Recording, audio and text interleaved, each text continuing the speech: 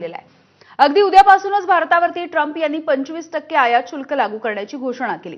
एकीकडे भारताच्या संदर्भात कठोर भूमिका घेणाऱ्या ट्रम्प यांनी पाकिस्तानला तेल कराराचं बक्षीसही दिलंय। ट्रम्प यांच्या या कृतीचे भारतावरती नेमके काय परिणाम होऊ शकतात बघूयात। अमेरिकेचा भारताला धक्का, पाकिस्तानची डील। 1 ऑगस्ट पासून भारतावर 25% कर, रशियाशी मैत्रीचा भारताला फटका। पंतप्रधान नरेंद्र मोदींना वारंवार मित्र म्हणणाऱ्या अमेरिकेचे अध्यक्ष डोनाल्ड ट्रम्प यांनी भारतावर टॅरिफ बॉम्ब टाकला। 1 ऑगस्ट पासून भारतावर 25% कर लादण्याची घोषणा ट्रम्प यांनी केली। भारत सर्वाधिक कर आकारतो याबद्दल त्यांनी नाराजीही व्यक्त केली। As you know, Prime Minister Modi is a friend of mine, but they don't do very much business in terms of business with us. They sell a lot to us, but we don't buy from them. You know why? Because the tariff is so high. They have one of the highest tariffs in the world. भारताला कर bomb सोबतच रशियाशी मैत्रीचीही किंमत चुकवावी लागणार आहे। भारत रशियाकडून शस्त्रास्त्र आणि तेल खरेदी करतो हे ट्रम्प यांना बिलकुल पसंत नाही। त्याबद्दल आणखी दंड आकारण्याचे संकेत ट्रम्प यांनी दिले। भारत आणि रशियातल्या चांगल्या संबंधाचा ट्रम्प यांना किती तिटकार आहे हे त्यांनी केलेल्या पोस्टमधून दिसतं। भारत रशियासोबत काय करतो याची मला पर्वा नाही। ते त्यांच्या मृत अर्थव्यवस्था एकत्रितपणे तळाला नेऊ शकतात। आमचा भारतासोबत व्यापार खूपच कमी आहे, त्यांचे टॅरिफ खूपच जास्त आहेत। जगातील सर्वोच्च टॅरिफमध्ये त्यांचा समावेश होतो। त्याचप्रमाणे रशिया आणि अमेरिकेत जवळपास कोणताच व्यापार नाही। चला ते असंच चालू ठेवूया। अमेरिकेच्या 25% कर बॉम्बचा भारताला मोठा फटका बसण्याची शक्यता आहे।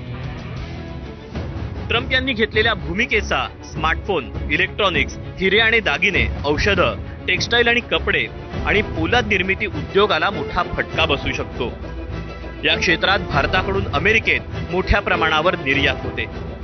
एकीकडे भारताला करवाढीचा धक्का देणाऱ्या ट्रम्प यांनी दहशतवादाला पोषणाऱ्या पाकिस्तानला मात्र खुश करून टाकलं।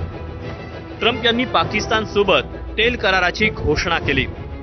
असं करताना त्यांनी भारताच्या जखमेवर मीठ चोळण्याचा प्रयत्न केला। आम्ही पाकिस्तान सोबत एक करार केलाय, ज्यामध्ये अमेरिका आणि पाकिस्तान संयुक्तपणे तेथील विशाल तेल साठ्यांचा विकास करतील। या भागीदारीसाठी एका तेल कंपनीची निवड केली जाईल। कदाचित एक दिवस पाकिस्तान भारतालाही तेल विकेल असं ट्रम्प यांचं म्हणणं आहे। ट्रम्प यांच्याशी मोदींच्या मैत्रीचा देशाला काय फायदा झाला असा सवाल काँग्रेसनं विचारला। तारीफ ही तारीफ में टैरिफ लग गया। हाउडी मोदी, नमस्ते ट्रम्प, इसका कोई फायदा नहीं। राष्ट्रपति ट्रम्प ने तो 30 बार दावा किया है कि मैंने ऑपरेशन सिंदूर को रुकवाया था, और इसलिए रुकवाया था ताकि एक अच्छा व्यापार समझौता, पर आज वो नहीं हुआ। आज की घोषणा 25% टैरिफ लगेगी, तो हमें क्या मिला? इस दोस्ती से क्या मिला? चुप रहे हैं प्रधानमंत्री। एकीकडे भारतावर टॅरिफ बॉम्ब टाकत पाकिस्तानची डील करण्याच्या ट्रम्प यांच्या या घोषणेमुळे ठाकरेंच्या शिवसेनेनंही मोदी सरकारवर कडाडून टीका केली।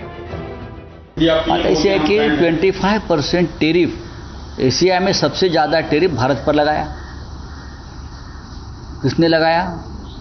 मोदी के खास मित्र प्रेसिडेंट ट्रंप ने लगाया, जिनके प्रचार के लिए अब की बार ट्रंप सरकार नमस्ते ट्रंप जैसे इवेंट किए थे भारत सरकार की तिजोरी से, ट्रेजरी से मोदी जी ने, वो ट्रंप ने किया।